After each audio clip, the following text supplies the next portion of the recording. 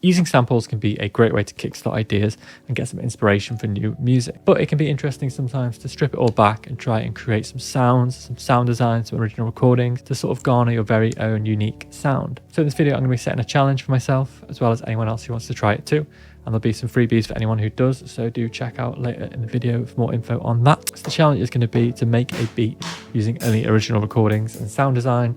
So I can use synths as long as I don't use any presets, and I can record anything I have in the studio. I've recently acquired a few new VSTs, which I think will help with this, and I've got a bit of new hardware that's made my recording in the studio a lot easier, so I'll talk about all that in the video. So I'm just going to dive in and show you the initial concept creation, and then I'm going to explore some sound design as well as some recording tricks to jazz up the track a bit later on in the video. So onto the initial creation.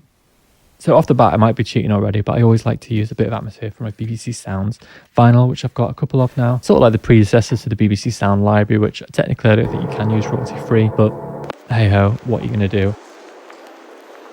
I'll combine that with some field recordings that I took in Japan, which I'll definitely be releasing in a pack sometime soon.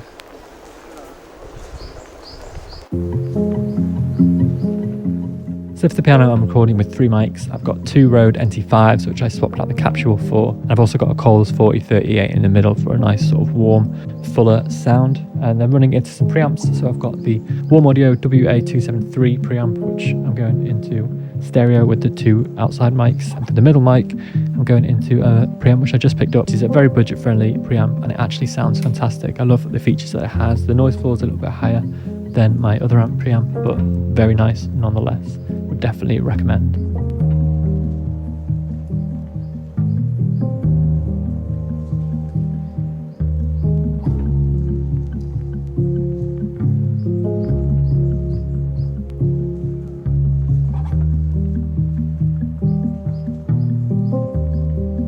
And I actually got my drum mic set up after recording this video. So I'm using a sort of secondary interface connected to my main interface with ADAT. And that's going to be all set up ready to record the drums. But for now, I'm just using my main mic for that. So for the kick, I'm going to use a synthesized kick creator plugin called Kick 2. If you've not checked it out yet, it's a great way of designing your own kicks with an unparalleled amount of tweaking and adjustability. Shout out to Casio for putting me onto this. So we're going to tweak this, and then I'm going to record some drum textures and get the main hats and sort of main groove of the track going. But I'm not very good at recording the drums yet, so I'm going to lay a few things together, and I've got some tips and tricks to get a better snare sound and a better overall drum unity. So I'll go over them in a second, but here is the final drums.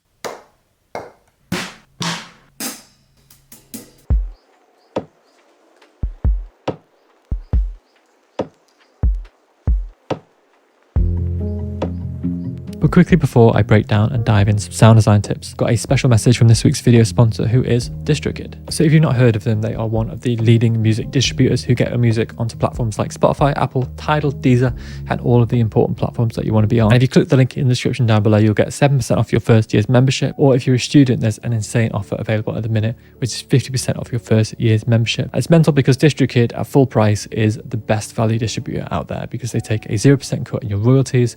They have a really favorable deal with Spotify, and they've got some incredible features which a lot of the other distributors do not have access to. So if you click the link down below, you'll have a few different plans to choose from. I'd recommend going for the Musician Plus plan because it gives you all of their essential features, plus you get to pick your release date, which is important for Spotify pitching. You get really easy access to your Spotify artist page, which can actually be quite a challenge if you've not got DistroKid. Plus you get access to your TikTok profile very easily, your YouTube profile really easily, and a list of other profiles that help you excel your music quickly. And on top of that, there's just so many features that make it worthwhile, including all of their tools to create promotion, to create Spotify canvases, to create promotional assets for social media, including videos, pictures, release day stuff. All of that is included. And if you go for the top plan, you also get access to their Spotify discovery tool, which allows you to search for different playlists on Spotify, and it provides you with email addresses and contacts, which is mental. So definitely check them out. Click the link in the description down below to have a little read about what they do, and I assure you, you won't regret it. So now we have the basis of the track. It's time to use some sound design and jazz it up a bit.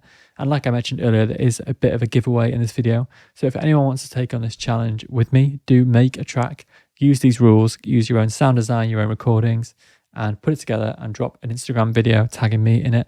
For anyone who does this, I'll send them over some credits to get some free samples from my sample pack store. So it doesn't have to be full tracks, just ideas. And if you do make any full tracks, we'd love to hear them and maybe even submit them to my label Overgrown Tapes.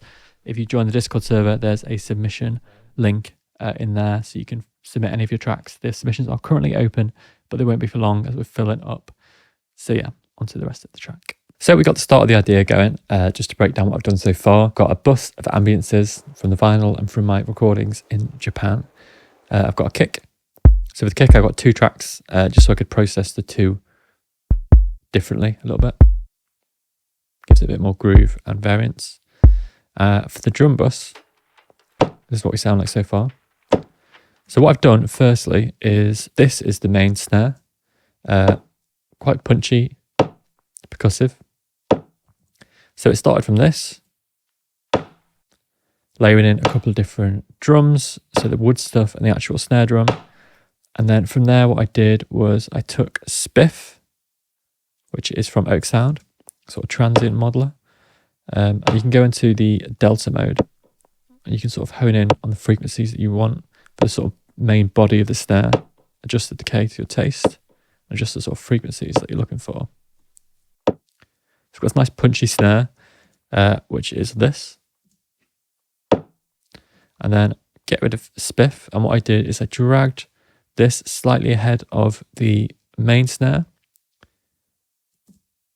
And I threw on texturize.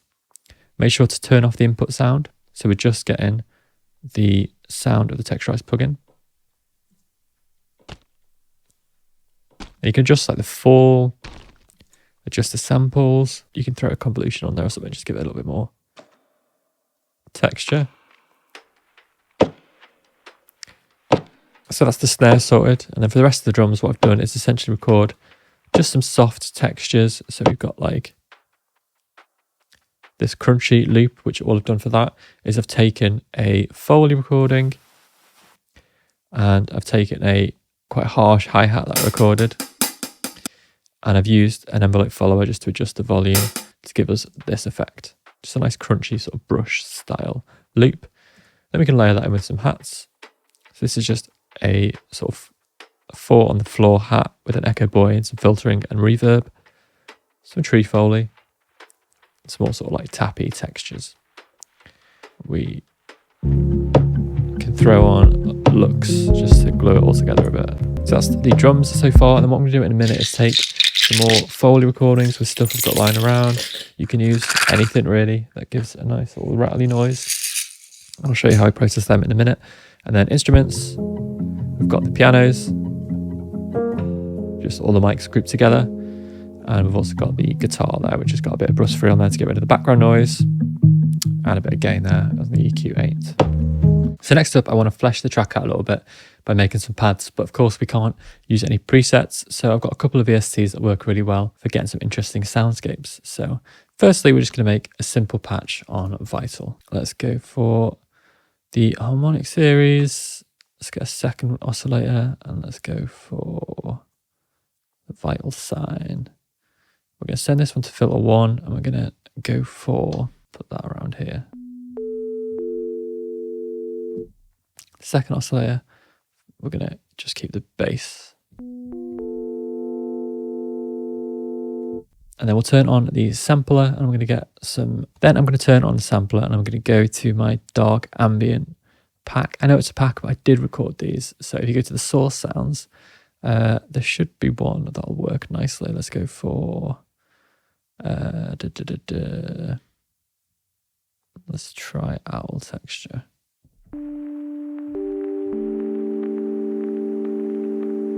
Okay. You put some randomization on the pitch, even the unison.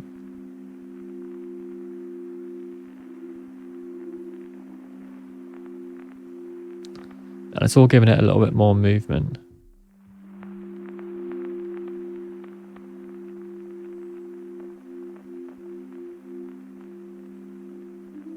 And now what we can do is take just a drone note, and then I'm going to go freeze and flatten that. Open up one of my new favorite plugins, which is called Scaper. So this essentially generates ambient soundscapes out of any sample that you put into it. So we'll grab this, drop it in here, and hit generate. And you can mess about with the settings here. So now I'm just going to make a new audio track and capture what this is making.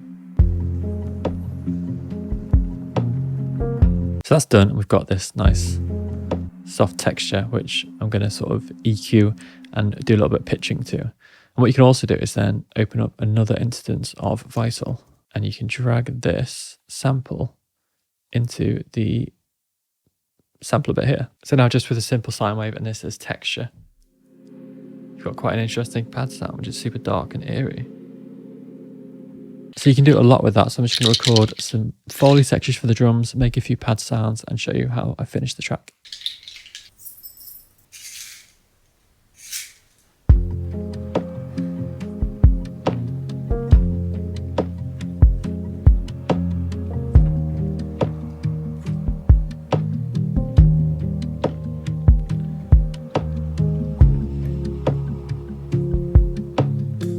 So this is what the final track sounds like.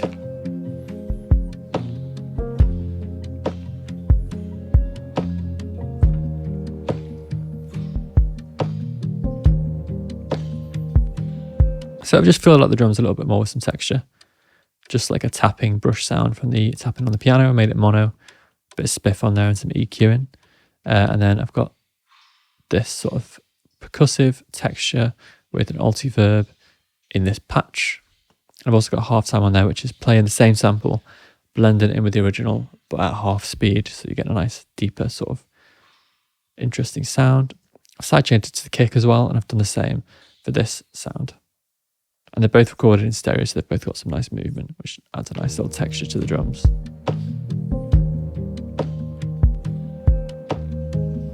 I've got this drone, which I've now used some sound shift, portal, and some chorus on there. Really nice chorus, or Juno chorus. And I've used sound shift. You can probably do this natively, but I've used it to sort of pitch the sample as it goes through, so it sort of matches the bass note. Then finally, I've just made a little patch on Vital, which I've got some soothe, some reverb, fresh air, and archetype Corey Wong, giving it some amp cab simulation, as well as this sort of nice tape delay.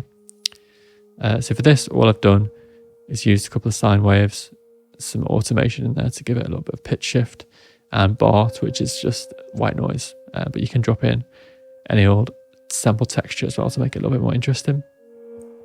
So this is why I included them in the dark ambient pack, because if you go to here, you can drop in any of these textures and get some interesting sounds. So yeah, that's pretty much the track. I'm going to finish it off by playing some nice sort of piano lead in there to finish the track. But if you're looking for more videos, I've got a mixing and mastering video that came out recently that could be worth checking out. If you've got a track like this and you want to finish it off, I've also got a vocal video going over some great vocal VSTs, which sound fantastic. And I cannot emulate because I can't sing. So that's something I'll definitely be adding to this track. And also, if you're interested in the studio, I did a full sort of studio breakdown about how I made it, which was taking it from a garage, converting it to a studio, plastering, soundproofing and all that stuff. So I'll drop a link to that as well if you're interested. But here is the final solo and the final composition.